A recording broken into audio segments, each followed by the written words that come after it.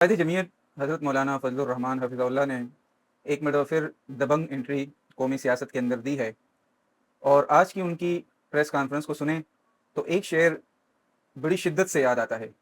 गैरों से कहा तुमने, गैरों से सुना तुमने, कुछ हमसे कहा होता, कुछ हमसे सुना होता। और एक और शेर भी बड़ी शिद्दत से याद आता है। न तुम सदमे हमें देते, न हम फरियाद यूं करते, न खुलते राज सरबस्ता, न यूं रुसवाइयाँ होती। आज मौलाना की तकरीर एक यादगार तकरीर थी। और जमीयत की हिकमत अमली को सबसे पहले तो आप खराज तहसीन पेश करें कि तकरीबन 4-5 दिन से सोशल मीडिया के ऊपर और मेन स्ट्रीम मीडिया के ऊपर हुकूमती हलकों की तरफ से मौलाना से मुतालबा किया जा रहा है कि भाई आप माफ़ी मांगें, और मौलाना के एक बयान का हवाला दिया जा रहा है। तो अब मौलाना ने आज इस्लामाबाद के अंदर मुल्क भर के वकला को जमा किया और अपनी वो तकरीर पूरी की पूरी उन वकला को सुना दी। ये इशारा था कि भाई वकला खुद सुन लें कि आखिर उसमें मौलाना ने अगर कोई मुतनाज़ बात की है तो उसकी निशानदही कर दें।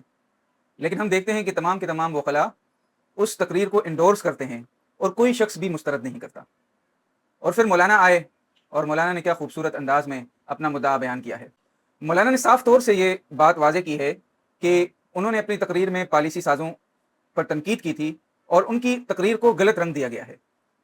और पॉलिसी साज शहदा के खून के ऊपर मफादात की जंग लड़ रहे हैं और मौलाना को बदनाम करने की कोशिश कर रहे हैं। अब मौलाना ने यहाँ पर बड़ी ही खूबसूरत बातें की हैं, जिनमें से चंद बातें तो वाकई दिल को लगती हैं। मौलाना ने बताया कि मैंने पूरी ज़िंदगी इसी सियासत के अमल के अंदर गुजारी है कि लोग, नौजवानों के अंदर मुस्बत सोच आ जाए और वो असलहा छोड़ दें और बैलेट की सियासत करें, बुलेट की सियासत नहीं करें। तो मौलाना ने शिकवा किया कि आज उनके खिलाफ इस्टेब्लिशमेंट ने जो मीडिया ट्रायल किया है, अब वो अपने नौजवानों को क्या बताएंगे।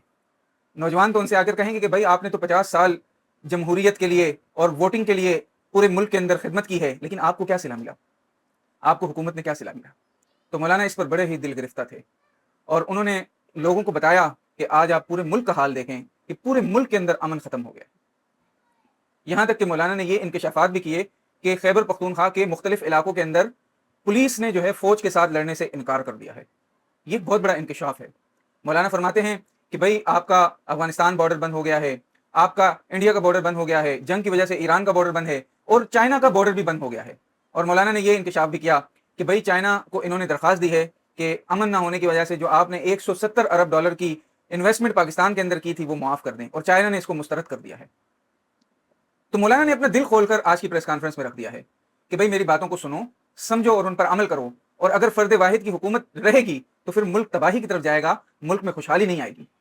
कि अगर धांधली के जरिए हुकूमत चलाई जाएगी और धांधली के जरिए सारे फैसले किए जाएंगे तो फिर मामलात कैसे चलेंगे।